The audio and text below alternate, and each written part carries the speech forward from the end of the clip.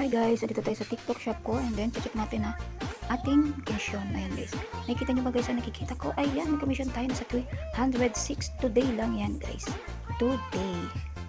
Ayan. Check natin guys kung ano ating nabenta or ano ang na-check out sa ating shop. Ayan. Wow, drawer, storage, cabinet, bedroom. Ang price niya is 3K almost. And then, commission natin is 306 one items. Ayan guys. Ilang araw din ako hindi nag-upload guys kasi nga sobrang pumal na nakakatamad. Ayan. Hindi ako nag-upload sa ngayon. Siguro mga 2 weeks pero nagulat ako kasi ngayon bigla na lang ako may nakita, wow, may commission. Kailangan talaga guys huwag tayong sumuko. Tuloy pa rin ang pag-upload ng ating mga video. Ayan. Baka sakali hindi natin alam may mag-check out. Tulad nga ngayon. Ayan. Ayan guys, ito pala yung nabenta natin, no? 500 views.